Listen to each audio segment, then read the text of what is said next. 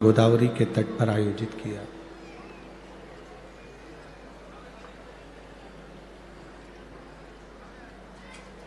मुख्य सहयोगी के रूप में माननीय पाटिल जी, श्री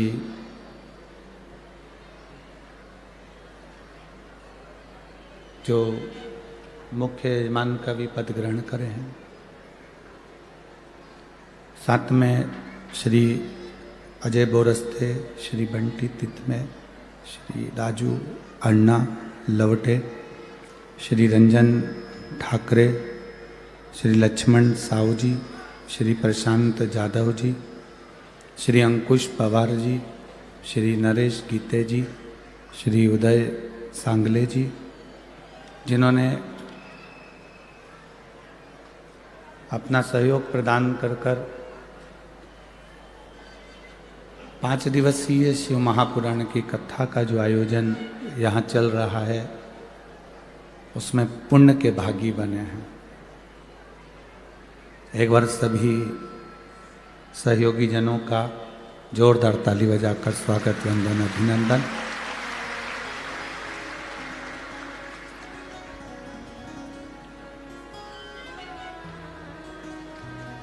शिव कथा कहती है अपने जीवन में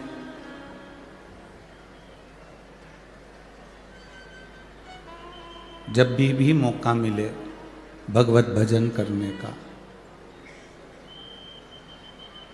जब भी मौका मिले नाम स्मरण करने का,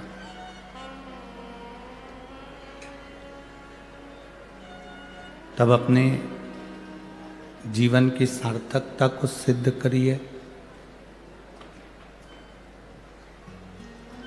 और मानव देह का जो फर्ज है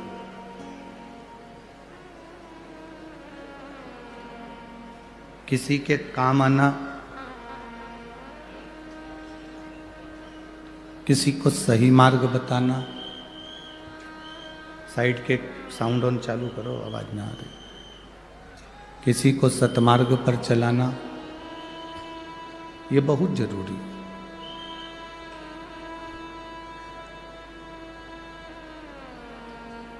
कथा मंडप में विराजमान सभी संत, साधु, गुरुजन, ब्राह्मण जन, कथा वक्ता, महामंडलेश्वर आदि सभी को नमन है।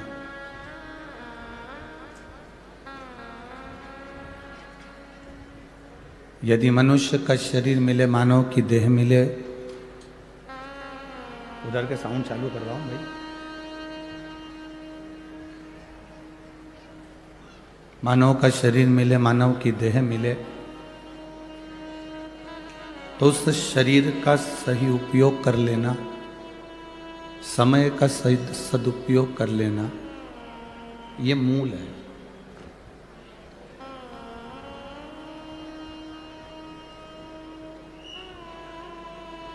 तुम्हारे मोबाइल का बैलेंस कोई भी डलवा सकता है। तुम जिससे कहोगे कि मेरा मोबाइल का बैलेंस खत्म हो गया, मैं तुझे पैसे दे दूंगी, तो मेरा बैलेंस डलवा दे, वो डलवा देगा।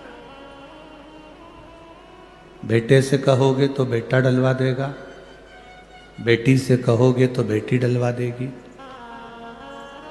रिश्तेदारों से कहोगे तो रिश्तेदार डलवा देंगे।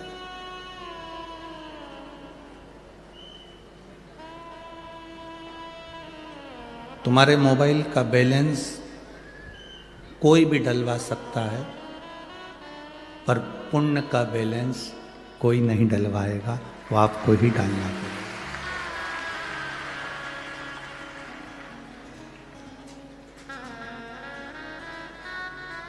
आपका पुण्य आपको स्वयं करना, आपके दुख को आपको स्वयं काटना। ना तो सियोर वाला महाराज आकर आपका दुख काटेगा, ना दुनिया का कोई महाराज आपका दुख काटेगा। आपका दुख स्वयं को काटना। पेट भरने के लिए पड़ोसी कितना भी भोजन कर ले, पर आपका पेट आप खाओगे तो भर आएगा।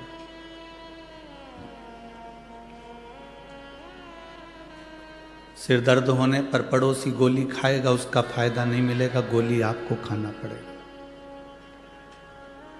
दुख आने पर सियोर वाला महाराज तुम्हारे पास नहीं होगा, तुम्हें खुद घर से निकलकर शंकर के मंदिर तक जाना पड़ेगा, तब दुख कटेगा।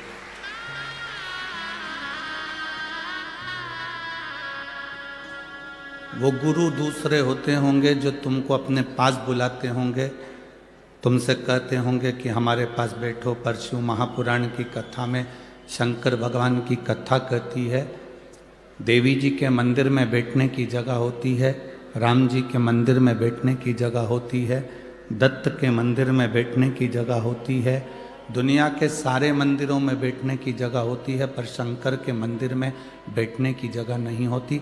चारों तरफ इतना पानी पड़ा होता है कि अपनी साड़ी बचाकर और कपड़े बचाकर सावधानी से बैठना पड़ता है। और दूसरा व्यक्ति पानी शिव को चढ़ाने की जगह तुम पे चढ़ा के चले जाए, उससे पहले निकल कर अपने घर चले जाओ।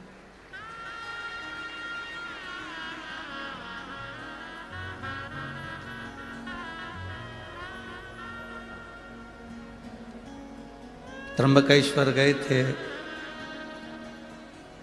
कल, तो सुबह सुबह जल्दी जल्दी पहुंच गए।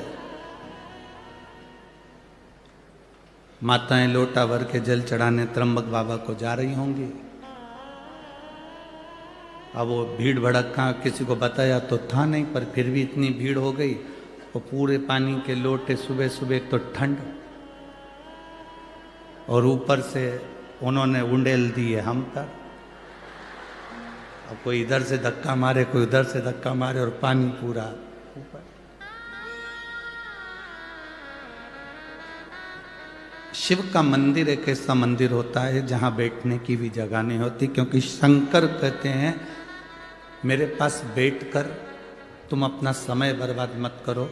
जैसे मैं तब साधना में लगा हूं, भगवान के भजन में लगा हूं, अपने घर जाकर तुम भी भगवान की भक्ति में लग जाओ, भजन में लग जाओ।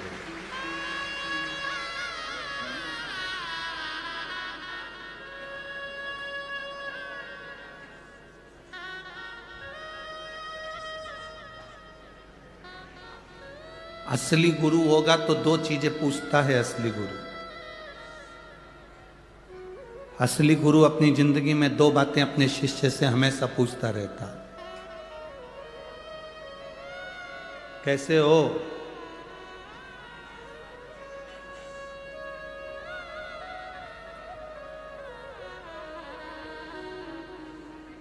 फिर वो कहेगा गुरु जी थोड़ा सा जीवन में कष्ट चल रहा है, तो गुरु फिर दूसरी बार कहेगा मंदिर जाना चालू करा? नहीं। दो चीजें गुरु जरूर कह देता है, एक तो कैसे हो, और दूसरा आपने मंदिर जाना प्रारंभ किया, मंदिर जा रहे हो, भगवान की शरणागति की ओर आगे बढ़े कि नहीं बढ़े।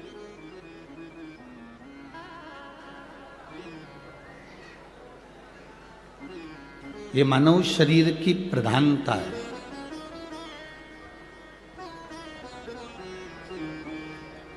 आपको और हमको जो मनुष्य का शरीर मिला है, इसको हम व्यर्थ ना गंवाने दें। कहीं इधर उधर जाकर समय बर्बाद ना किया जाए।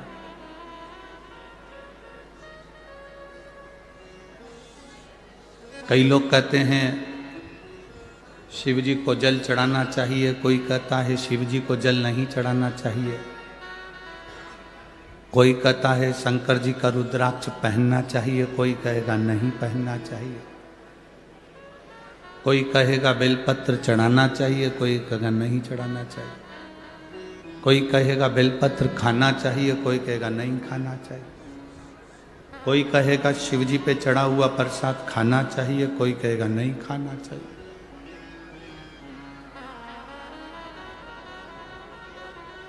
तुम किसकी सुनोगे?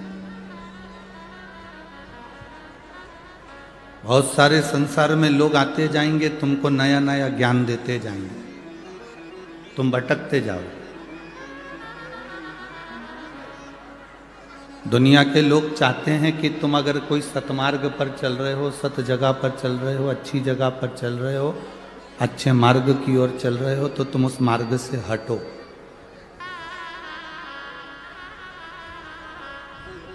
तुम्हारा मार्ग अगर प्रशस्त है, तुम्हारा मार्ग अगर ठीक है,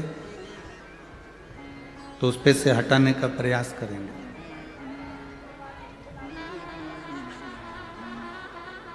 हम दुनिया के लोगों से एक ही बात कहना चाहते हैं, जब आप गूगल को सर्च करते हैं, यूट्यूब चैनल पर जाते हैं या आप मोबाइल पर जाते हैं और सर्च करते हैं, तो उसमें बहुत सारी बात विवाद चलती रहती है। एक महाराज कुछ कह दिए, दूसरे महाराज ने उसकी टांग खींच दी, दूसरे ने कहा, तीसरे ने उसकी टांग खींच दी, तीसरे ने कहा, चौथे ने उसकी टांग खींच दी। कहीं श्लोक में गलती निकालते, कहीं कोई बात में गलती निकालते। दिन भर बैठ कर यही काम हो रहा है। हम केवल इतना सा निवेदन करेंगे, झगड़ा करने के लिए बहुत सारी जगह है। झगड़ा दुनिया में सब जगह जाकर करो, पर धर्म में झगड़ा कभी मत करो। सनातन धर्म को मजबूत रखना है तो बस जगाओ सनातनियों को। सनातन धर्म को जितना मजबूत करना है, सनातनियों को जगाना पड़ेगा। अगर सनातनी नहीं जागेंगे तो आने वाले समय में आप किसी गांव में, नगर में, शहर में बैठकर भगवान का भजन नहीं कर पाओगे। सनातनी नहीं जागेंगे तो आप इतनी लाखों की संख्या में पहुंचकर कहीं कथा नहीं सुन पाओगे। सनातन धर्म रहेगा तो तुम कथा तक पहुंचोगे।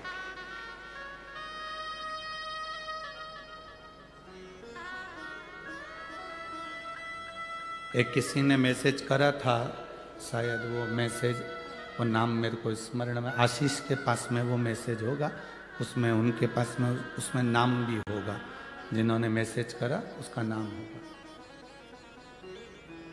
क्या नाम है बताना जरा। एक भाई ने आशीष को मैसेज किया, तो मैसेज में उसने अपना नाम उसने लिखा, मैं विजय मेनू संधान, Sirin meadows, Gangapur road, Nashik का रहने वाला हूँ। मेरा मोबाइल नंबर है। कहीं बैठ खड़े हैं, आप ही हैं। धन्यवाद, आपने जो मैसेज किया है उसके लिए साधुवाद। इन्होंने पत्र में लिखा है, कॉपी के पेज पे पत्र लिखा, उसमें लिखा, ये नज़ारा जो दादा बाबू भूसेन है, आविष्कार भूसेन है, जो नासिक को दिया है, ये नज़ारा 12 साल में एक बार केवल कुंभ को देखने को मिलता था, वो अब दिखा दिया है। साधुवाद आपको।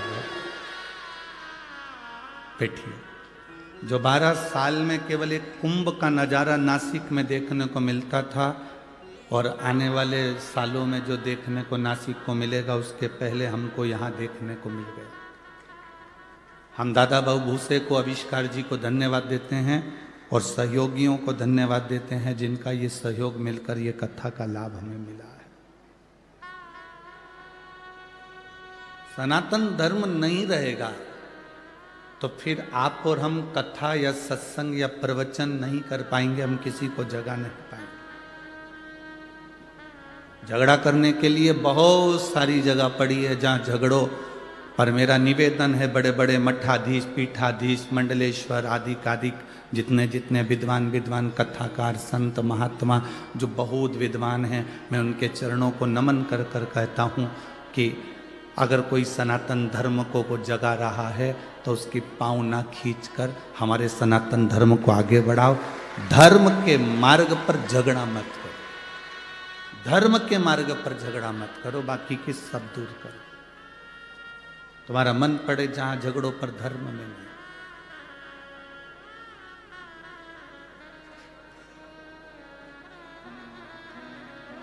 शिव कथा कह रही है, अपने समय का सदुपयोग करो।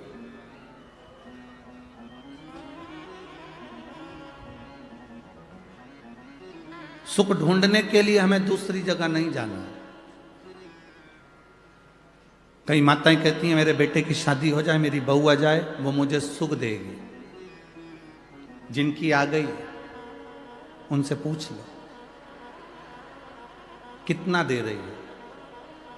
फिर किसी ने कहा बस मेरे घर में एक बेटा हो जाए मुझे सुख देगा। जिनके घर में बेटे हैं उनसे पूछो कितना सुख दे रहे हैं। सवेरे कुत्ते की चेन पकड़कर कुत्ता घुमाते हैं पर माँ बाप को नहीं घुमाते हैं। किस सुख की कल्पना कर रहे हैं? किस सुख की कल्पना? बड़ा मकान बन जाएगा तो सुख मिल जाएगा? ना ना ना। एक बार कपड़े धो के ऊपर चढ़ी 3 दिन में नीचे उतरेगी, पूरे सुखा कर। चढ़ जाए बहुत बड़ी बात है, बाल्टी लेकर। खुशी तो इतनी हुई, 4 मंजिल का मकान है गुरुजी, 4 मंजिल का। एक बार हमने कहा कपड़े धो के ले जा ऊपर। 4 बार सीढ़ी पे बैठ के हाँ पड़ी भर रही, आवाज लगा रही आजा बाल्टी ले चल। इतने में बहू ने कहा मेरे से तो नहीं बने, तू ही जा डुकरिया ऊपर। सुख देखा, दुख मिल रहा है। सुख की कल्पना ही क्यों कर रहे हो? बहू सुख देगी, बेटा सुख देगा, पैसा सुख देगा, गाड़ी सुख देगी, बंगला सुख देगा, पड़ोसी नातेदार रिश्तेदार सुख देंगे। अरे सुख जब हमारा खुद का शरीर हमको नहीं दे रहा, कभी घुटना दुखे, कभी कोहनी दुखे, कभी आँख दुखे, कभी कान दुखे, कभी छींक आ जाए, कभी खांसी चल जाए, कभी कमर दुख जाए, तो खुद का शरीर सुख नहीं दे रहा तो दूसरा क्या खाक सुख देगा? अपना शरीर अपने को सुख नहीं दे रहा है इतना, तुम लोगों का शरीर दे रहा हो तो बात दूसरी। खुद का शरीर सुख नहीं देता। 2-3 दिन अच्छा रहता है, कहीं आंख दुखने लगती है तो दवाई डालो, कान दुखे तो दवाई डालो, घुटना दुखे तो बाम लगाओ, आइडेक्स लगा लो, कोहनी दुख रही, हाथ दुख रहा, कभी सोते सोते गर्दन रह गई। एक हमारे आश्रम में भी है, कुबेरेश्वर धाम पर एक भैया ऐसा ही है, उसका हर 3-4 दिन में गर्दन रह जाती, 8 दिन तक ठीक ही नहीं होती, टेढ़ा ही चलता।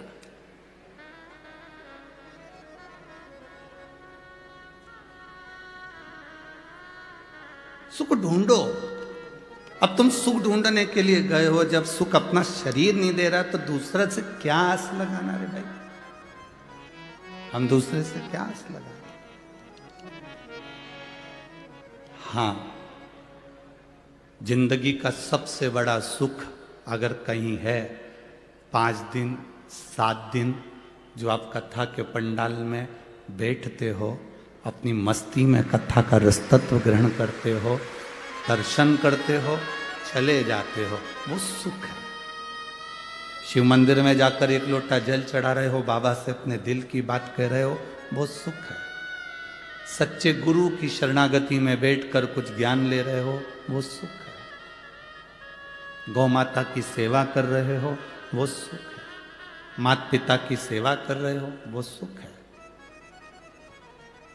टेंशन को छोड़कर अपनी पत्नी अपने बच्चों के साथ भले गरीबी की जिंदगी जी रहे पर खुश होकर जी रहे, वो सुख है। उसको सुख कहते हैं।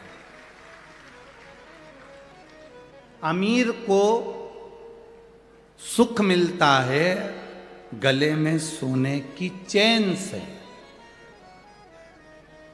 काय से सुख मिल रहा है? जम के बोलो जरा। गले में सोने की चैन से। और गरीब को सुख मिलता है आराम से गद्दे पे सोने से। नींद भरपूर आ जाए, चैन की नींद आ जाए, समझ लो दुनिया के सबसे बड़े सेठ तुम हो। 4 गोली खाकर सोना पड़ रहा है तो भिखारी से बदतर हो। 4 गोली खाकर अगर सोना पड़े, थायराइड की गोली, बीपी की गोली, शुगर की गोली, नींद की गोली, 4-4, 5-5 गोली रात को खा के सोना पड़ रहा है, और तुम कह रहे हो मैं सेठ हूं। काय का सेठ? प्रथम सुख निरोगी काया। दुनिया का सबसे बड़ा सुख है आपकी काया अच्छी रहना चाहिए। तो आप बड़ा पाव भी खाओगे तो पच जाएगा, नहीं तो बड़ा अलग पाव अलग जाएगा। काहे का मतलब? शरीर में सुख नहीं और तुम अन्य सुख की बात करो। लाखों का धन भले तुम्हारे घर में हो और अगर तुम 4-5 गोलियां रोज की खाकर सो रहे हो तो तुम सुखी नहीं हो। धन से कभी कोई संसार का व्यक्ति सुखी नहीं हुआ, उसको आत्मा से और मन से सुखी होना पड़ेगा, अपनी चित्तवृत्ति से सुखी होना पड़ेगा। भगवान नारायण बैकुंठ में रहते हैं, लक्ष्मी जी से कहते हैं मुझे जगत की चिंता है। भगवान ब्रह्मा सरस्वती के साथ ब्रह्मलोक में रहते हैं और ब्रह्माणी से कहते हैं मुझे जगत की चिंता है। इंद्रलोक में रहते हैं और कहते हैं मुझे अपने सिंहासन की चिंता है। गरुण वरुण 33 कोटि देवी देवताओं को देखिए, सबको चिंता लगी हुई है। केवल एक देव अधिदेव महादेव एक ऐसे हैं जिनको विश्वनाथ कहते हैं, उनको विश्व की चिंता नहीं, विश्व को अपना परिवार समझकर संभाल कर चलते हैं। तुम विश्व से मतलब रखते हो तो विश्वनाथ छूट जाता है। जिस दिन तुमने विश्वनाथ को अपना बना लिया उस दिन विश्व स्वयं तुम्हारा हो जाए। हम चिंता में क्यों ग्रसित हैं? क्योंकि हम परिवार को अपना समझते हैं।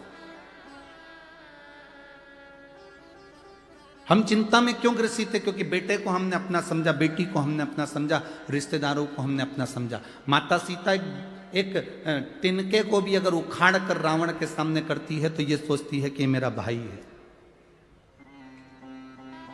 हम शंकर भगवान के दरवाजे पर जब भी जाएं, हम शिव के द्वार पर जब भी जाएं, हम भगवान की चौखट पर जब भी जाएं, तब हमारी चित्तवृत्ति में ये रहना चाहिए। भगवान देवादिदेव महादेव के सामने पहुंचते से तुम्हारे भीतर ये होना चाहिए कि तुम किसी दूसरे के पास जल चढ़ाने नहीं आए हो, अपने पिता से अपने मन की बात कहने के लिए शंकर की चौखट पर आए हो। शिव की चौखट पर हम अपने दिल की बात कहने के लिए, अपने मन की बात कहने के लिए, हम किसी दूसरे से कहने नहीं आए।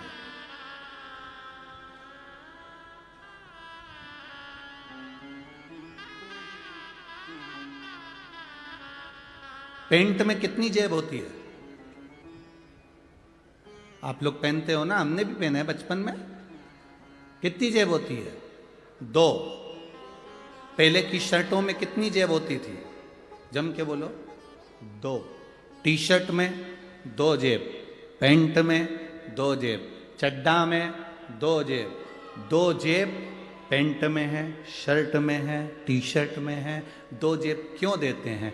2 जेब इसलिए देते हैं कि एक जेब में तुम मोबाइल रख लो, एक जेब में तुम पैसा रख लो, पर दूसरी जेब में रुद्राक्ष या माला या भगवान का नाम रखकर चलना।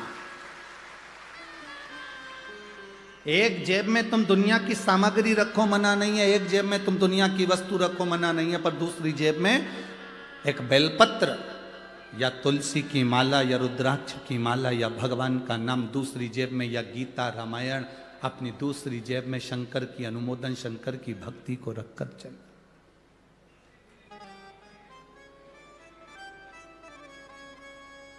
एक कर्म की जेब है तो दूसरी धर्म की जेब। दोनों का बैलेंस बराबर बनाकर चलो। कर्म करो, परिवार संभालो, नाते रिश्तों के बीच में रहो, कुटुंब कबीले के बीच में रहो, सबके साथ रहो। पूरे परिवार को संभाल कर चलो, पर उसके साथ में धर्म को भी साथ लेकर चलो। बच्चों में संस्कार देते चलो, भगवान की भक्ति प्रदान करते चलो।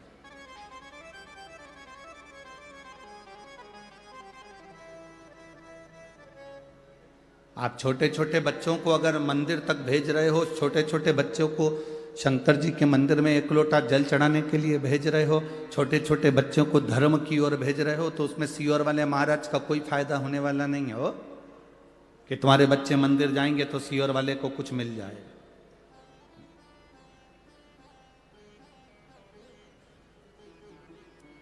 सीओर वाले महाराज ने तो एक बात कही कि अपने पड़ोस के मंदिर में जाओ। बोलो, बोला कि नहीं बोला बार बार कि अपने पास के मंदिर में जाओ, अपने नजदीक के मंदिर में जाओ। अगर तुम कुछ चढ़ाओगे भी तो वो मंदिर को मिलेगा, उसमें सियोर वाले महाराज का लाभ नहीं।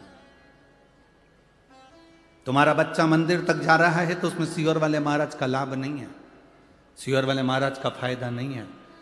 तुम्हारे बच्चे अगर मंदिर तक जा रहे हैं, एक लोटा जल चढ़ा रहे हैं, तो उसमें तुम अपने बच्चों को संस्कार दे रहे हो और उनको बलवान बना रहे हो कि कभी हम नहीं भी रहे तो तेरा पिता ये देवाधिदेव महादेव, तेरी माता या माता पार्वती तेरा साथ देने के लिए है। व्यवस्था करते हो कि नहीं करते हो अपनी अपनी? जब तुम्हारा जाने का समय होता है उससे पहले प्रॉपर्टी देते हो बच्चों को, बोलो देते हो कि नहीं देते हो? अरे बोलो तो जम के, देते हो ना? सोना बच्चों को देते हो, प्रॉपर्टी बच्चों को देते हो, जमीन बच्चों को देते हो, जायदाद बच्चों को देते हो, जमीन घर बंगला सब बच्चों को देते हो। तो एक चीज बच्चों को और दो, उसको अच्छा संस्कार देने का प्रयास करो जिससे हमारा धर्म भी बचे और सनातन धर्म की टेक भी।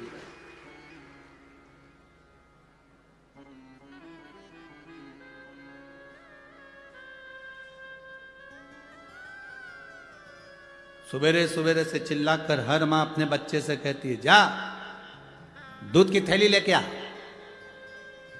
जा पानी भर के लेके आ, जा सब्जी लेके आ, जा तरकारी भाजी लेकर आ। ऐसी सवेरे उठकर चिल्लाकर तुम्हें कहना चाहिए, जा शंकर के मंदिर में एक लोटा जल चढ़ाकर आ। जाओ शिव के दरवाजे तक जाओ, शंकर की चौखट तक जाओ, उसके द्वार तक जाओ।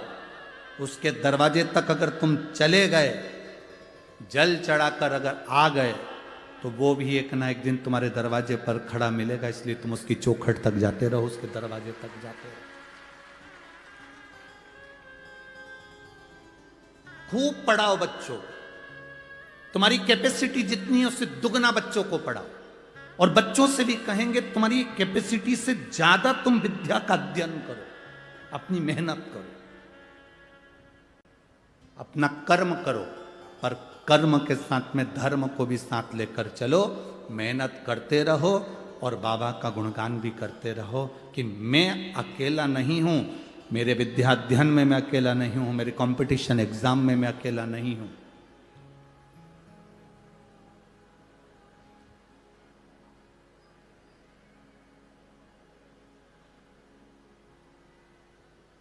अभी कोटा राजस्थान में बहुत सारी कोचिंग है, आप लोगों को मालूम होगा। किस किस को मालूम है? हाथ उठाओ जरा। ठीक, कोटा राजस्थान में बहुत सारी कोचिंग है, बहुत सारी कोचिंग क्लासेस हैं। बच्चे वहां कोचिंग करने के लिए जाते हैं और बच्चे जब वहां कोचिंग करने के लिए जाते हैं, बहुत सारे बच्चे, उसमें से कई बच्चे ऐसे हैं जो कंपटीशन एग्ज़ाम या कोई टेस्ट में या कोई परीक्षा में पास नहीं हो पाते, तो वो हार जाते हैं और मर जाते हैं, सुसाइड कर लेते हैं। अब माता पिता ने कोचिंग वालों पर केस लगाया कि तुम्हारे कारण हमारे बच्चे मर रहे हैं, पर सही मायने में देखा जाए तो बच्चे के ऊपर प्रेशर जितना टीचर का नहीं होता, उससे ज्यादा प्रेशर घर वालों का होता है कि पढ़ना पड़ेगा, करना पड़ेगा, ये करना पड़ेगा, इतना कर कर आना पड़ेगा और तुझे इस एग्जाम में पास होना पड़ेगा। बच्चे को इतना प्रेशर दे दिया, इतना प्रेशर दे दिया कि बच्चा सोचता है कि अब मैं घर कैसे जाऊं, वापिस कैसे जाऊं, मेरा रिजल्ट अगर बिगड़ गया तो मैं घर कैसे जाऊं। तो बच्चा अपना प्राण त्याग देता है।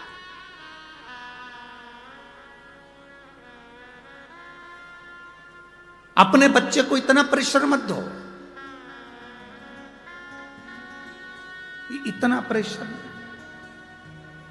अपने बच्चों को इतना प्रेशर मत दीजिए कि बच्चा अपना शरीर ही त्याग दे। उससे कहो चिंता करने की जरूरत नहीं है, भरचक मेहनत कर, पूरा कर्म कर और महादेव को अपने हृदय में बिठा कर रख। एक जेब में जैसे पैसा और मोबाइल रहता है तो दूसरी जेब में महादेव को लेकर चल। अपने साथ अपने दिल में अगर शिव है तो तुझे डूबने नहीं देगा। ये उसको बल दीजिए। हम बच्चों को बल नहीं देते।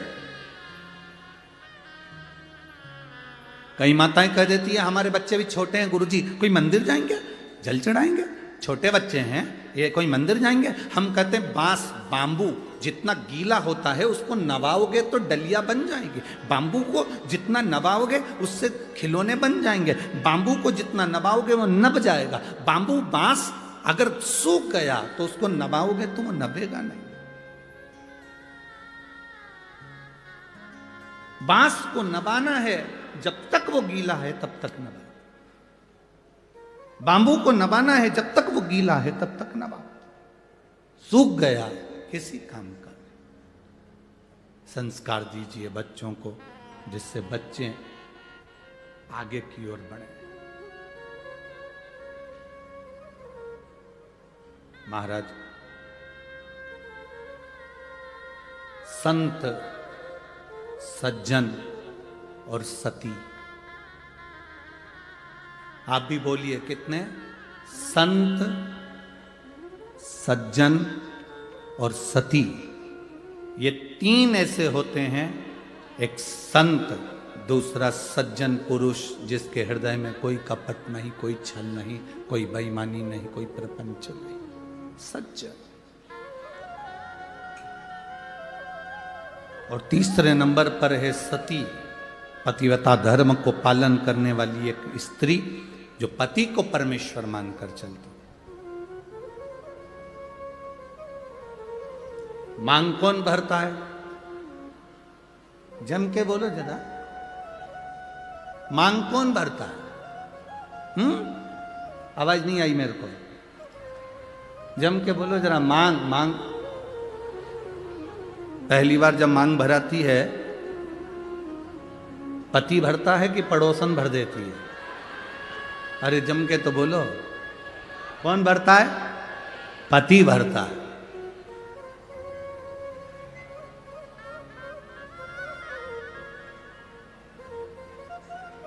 तुम्हारी मांग भरता कौन है? पति। पहली बार मांग किसने भरी? पति ने। क्यों भरी? वो वहां पर बैठे हुए पंडित जी जो तुम्हारी शादी करा रहे थे, ब्याह करा रहे थे, उनसे पूछना था कि ये मांग में सिंदूर पति भर रहा है, इसका मतलब क्या होता है? इसका क्या मतलब है मांग भरने का?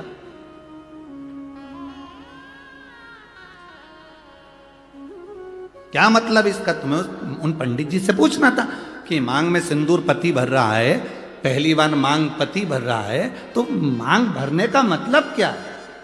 मांग कौन भरता है? पति। एक स्त्री, एक नारी चाहे कितनी भी नौकरी कर ले, दुनिया भर में कितना भी व्यापार कर ले, कितना भी काम कर ले, कितनी भी कमाई कर आ जाए, पर उसकी मांग की पूर्ति तो उसका पति ही करता है। वो पहले दिन से आखिरी तक करता है। मांग भरना मतलब मांग की पूर्ति करना। तुझे दूसरे के आगे हाथ फैलाने की जरूरत नहीं है, तुझे दूसरी जगह पर जाने की जरूरत नहीं है। मैंने तेरी मांग भरी है। मांग जब पहली बार मैंने भरी है तो आखिरी तक तू जिंदा है, तब तक मैं तेरी मांग की पूर्ति करता रहूंगा, तेरी मांग भरते रहूंगा। तो चिंता मत करना। थोड़ी दुख, थोड़ी तकलीफ, थोड़ा कष्ट जिंदगी में आ सकता है, थोड़ी गरीबी जीवन में आ सकती है, थोड़ा सुख जीवन में आ सकता है, थोड़ा कष्ट जीवन में आ सकता है। कष्ट आए तो यह मत सोचना कि मांग कोई और भर देगा। ना, मांग मैंने भरी है, मैं तेरा पति हूँ। जिंदगी में कैसा भी दुख आएगा मांग में ही भरूंगा, तुझे साथ लेकर चलूंगा और फिर अपन पार उतर जाएंगे। अपने को टेंशन नहीं लेना। मांग भरने वाला पति है, मांग पूरी करने वाला पति है। आप कितना भी व्यर्थ विचार करते में पड़ जाओ।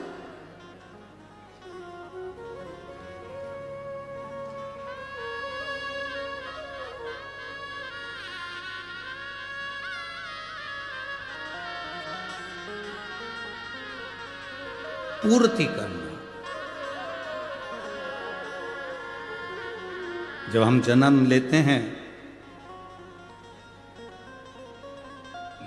हमको नहीं मालूम रहता कि हमारे माता पिता कौन। जन्म लेने वाला बच्चा जन्म लेता है, बाद में उसको माता पिता का पता चलता है, पहले नहीं पता चलता।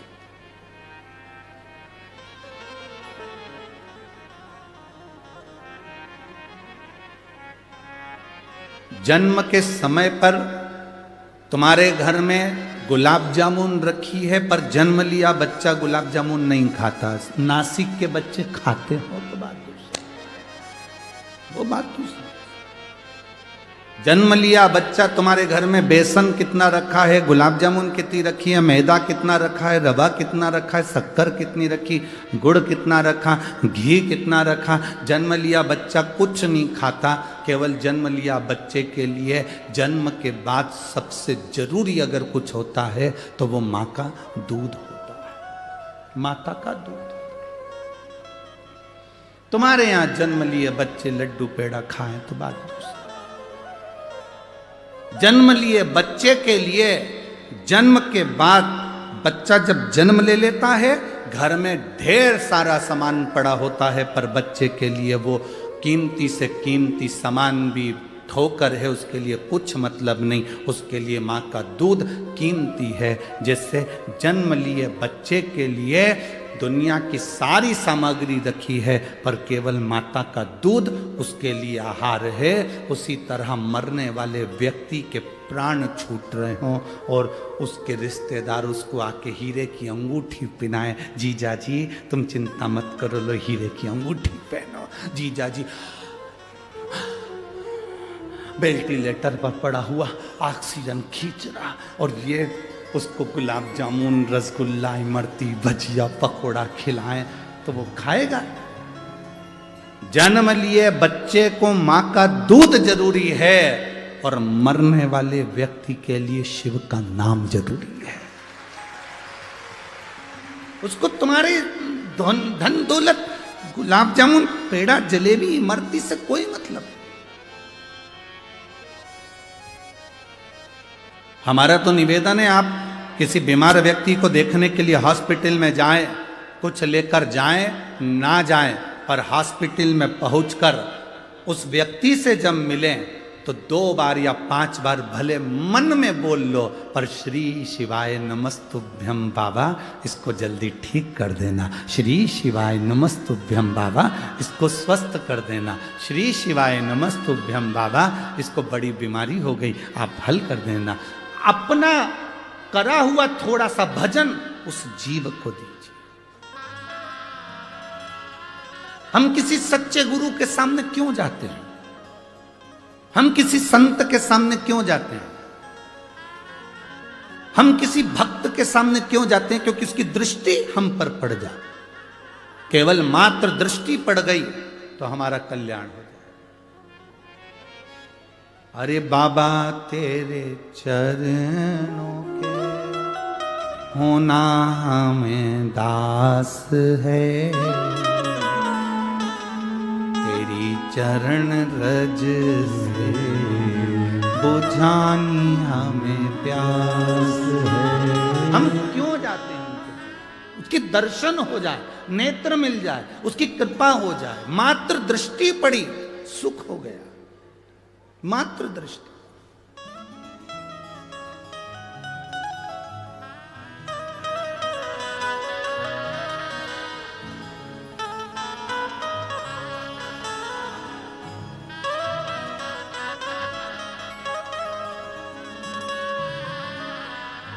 केवल दृष्टि मात्र से सुख का भान हो जाता है।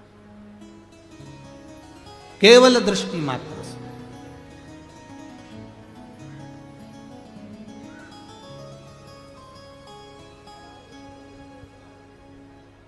झूठे नाते झूठे हैं रिश्ते, संग यहाँ से बाबा कोई ना जाए। तेरा नाम केवल एक सहारा, तेरा नाम केवल एक सहारा, कहीं छूट जाए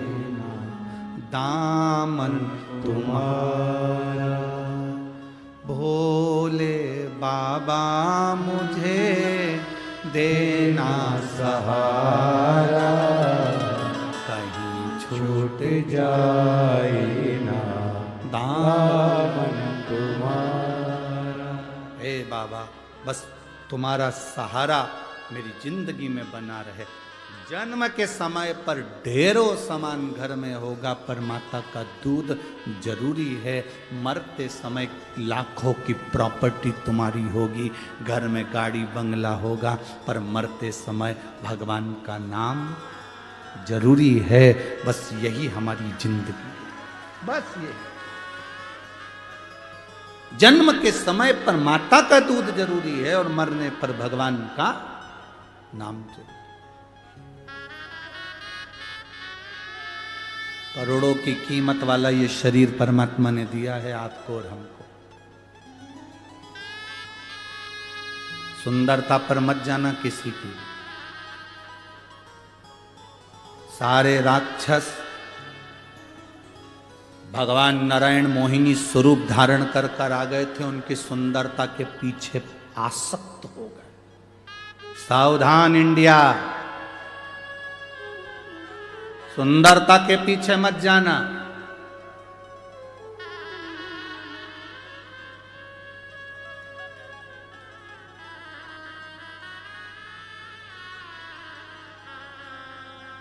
बिल्कुल सुंदरता के पीछे मत जाना। मोहिनी स्वरूप धारण कर कर भगवान आए और रात असुरों ने भगवान की सुंदरता देख ली। कितनी सुंदर नारी, कितनी सुंदर स्त्री, फंस गए सुंदरता के चक्कर।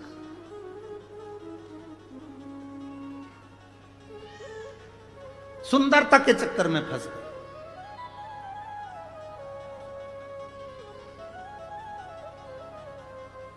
और ऐसी सुंदरता के चक्कर में फंसे कि वो अमृत का जो कलश था वो भूल गए और मोहिनी के चक्कर में पड़ गए। मोहिनी ने कहा कि मैं अमृत बांटूंगी, तुम इधर बैठ जा, तुम इधर बैठ जा।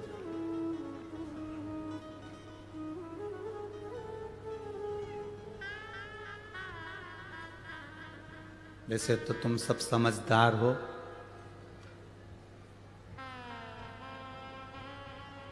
सुंदरता मतलब दिखावा। किसी दिखावे की ओर हमको नहीं जाना। और अमृत मतलब ज्ञान, उस ज्ञान को हमें लेना है। कई बहुएं दिखने की घनी सुंदर होए और मालूम पड़े 24 घंटा मुंडा से मेंढक जड़े। 24 घंटा कई मतलब। सास भी बोलती हैं फिर, बहू बहुत अच्छी है, अच्छी है, घर संभाल ली, काम कर लिया, बढ़िया है, सब अच्छा है हमारी बहू में। बहुएं कह देती है हमारी सास बहुत अच्छी है, सब बढ़िया है, बस एक कमी है, जिभान बनने का, जिभ्या खरा, एक कमी है। अब सुंदर देखी, सुंदरता देखी, बड़ी सुंदर, बड़ी सुंदर, बड़ी सुंदर, बड़ी सुंदर। सुंदरता का करना क्या है भाई? सुंदरता के चक्कर में पड़ोगे तो जिंदगी नरक बन जाएगी। जैसे असुरों ने मोहिनी स्वरूप को देखा और उस सुंदरता में फंस गए और अमृत छूट गया। उसी तरह आप दुनिया को देखने में लग गए, संसार की चमक दमक में रह गए, दुनिया की चमक धमक में आप रह गए तो फिर ज्ञान प्राप्त नहीं कर सकते, भगवान को प्राप्त नहीं कर सकते। ये चमक, ये दमक, फुलवन में महक, सब कुछ सरकार तुम ही से है। हम परमात्मा को प्राप्त करने का प्रयास करें।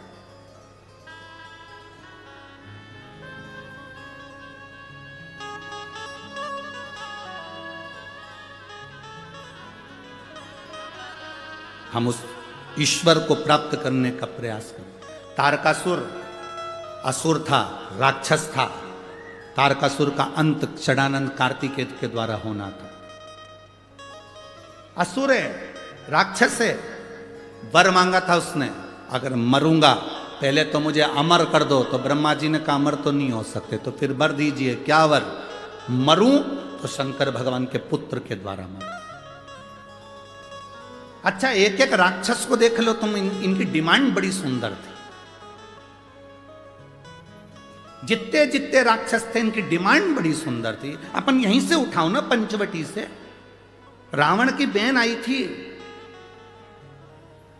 आते से राम जी से कह रही थी, तुम सम पुरुष न मो सम नारी। तुम्हारे जैसा पुरुष नहीं हो सकता, मेरे जैसी नारी नहीं हो सकती। लक्ष्मण जी मुंडी घुमा के देखे, ऐसी कौन सी हीरोइन आई है, ऐसी कौन है। तुम सम पुरुष नमो सम नारी।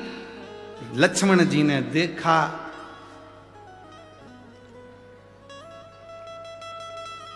लक्ष्मण जी समझ गए ये तुम सम पुरुष नमो सम नारी